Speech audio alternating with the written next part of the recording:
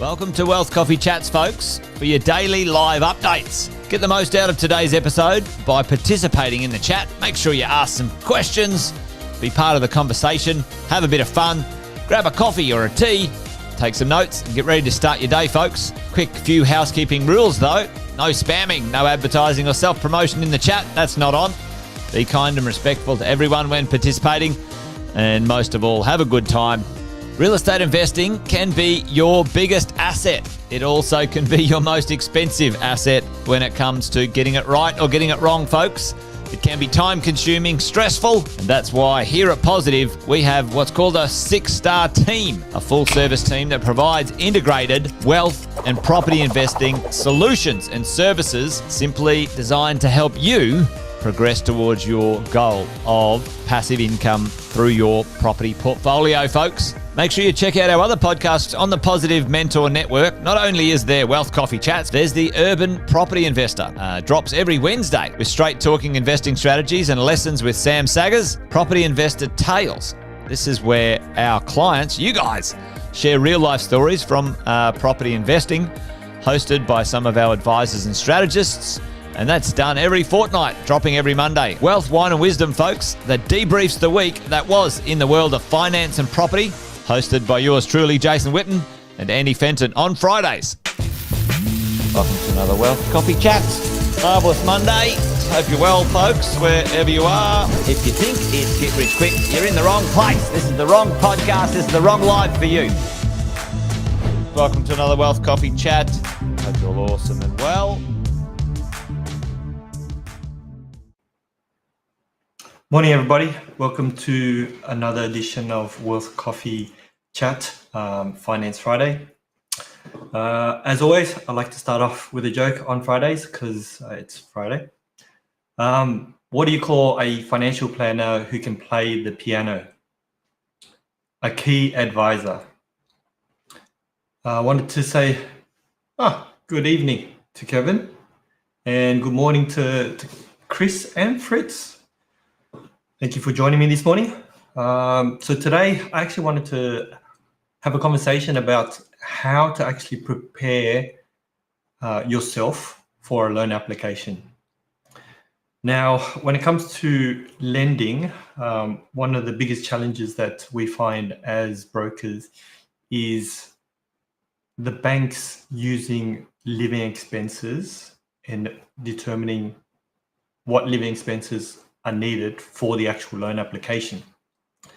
So what this means is that the banks require us as brokers to review your living expenses, and we actually have to verify it.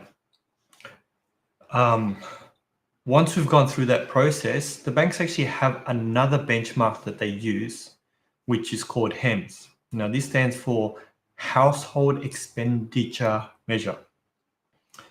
Now, if we verify your living expenses and it falls below HEMS, which is the benchmark that the banks will use, they will actually use that benchmark.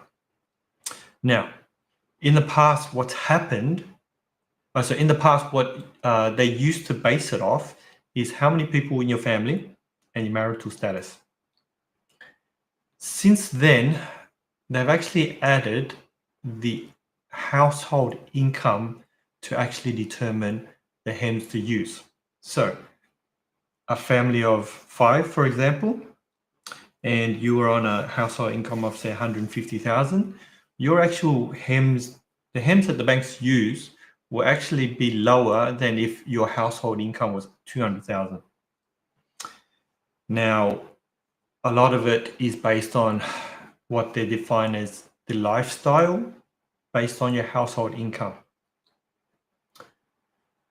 So this means that a higher HEMS is actually being used for you and your family regardless of what your spending habits are. Now, I have many clients who are very, very good at managing their money, and they earn and they have a really high paying job. And I've had moments where I've gone through verified living expenses with the clients, and it is far below HEMS. Now, when it comes to lending, we actually have to bring that up so that it is in line with the bank's requirements when it comes to the lending side of things. I also find that the impact that this has, especially on successful small business owners, because for small business owners, we can look at all the different type of incomes that are available. So wages you pay yourself, and the company profit. Now, just from those two figures, you can see that you may not pay yourself the profit from your business. However, when it comes to borrowing, we have to add both of those incomes together, and then HEM gets calculated on that amount, not the actual wage that you're currently paying yourself and the funds that you're leaving inside your business. On top of that, most good business owners will have a lot of their expenses run through the business. Expenses like transport and communication, yet none of that is factored in to actually reduce HEMS. I'm not a big fan of HEMS. I would prefer that, if we are verifying living expenses, that if it's lower, we should be able to use that. And if it's higher, then naturally we would use that. When it comes to lending, what banks do is if it's higher, they will use that. And if it's lower, they will use their benchmark based on those criteria that I've just gone through. Another thing to note is that there are certain expenses that do not actually fall into HEMS at all. Now, things like life insurance and private health insurance are actually added on top of HEMS. And again, this doesn't factor in so the lenders don't factor any of this in when they're looking at individual situations, because you could have life insurance and private health insurance and factor everything and factor all that into your budget, which means you're actually managing your budget, but the banks won't look at any of that. Another expense that has been actually added on top of HEMS in the last couple of years is the actual expenses for all your investment properties. So you can imagine that you earn a great income, you manage your expenses really well, and you take out insurance to look after your family and making sure that they are looked after should something happen to you. Yet all those things that you're doing is actually impacting how much you can actually borrow. And on top of that, if you're now, for those of us who are looking at acquiring investment properties to build a property portfolio to keep, to be able to achieve our wealth, that all gets factored in. Now you can imagine if you've got multiple investment properties and each of the investment properties has its own expenses, that increases that increases your HEMS that the banks use because it's classified as a living expense and actually reduces how much you can actually borrow. Now, that's not to say all lenders do have that, but a lot of them have added that more recently. And so we've just got what we need to make sure is that you have a conversation with lenders to find out which lenders are available in the market that actually don't factor in the investment property expenses. Because how I feel is that the more successful you are, the more you get penalized and the less money they're actually lending you, even though you've shown that you've been able to not only save but actually build your wealth.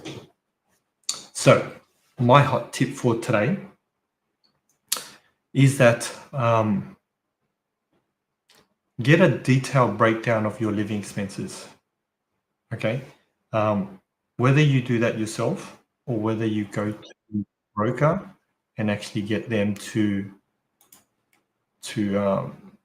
organize a living expense review.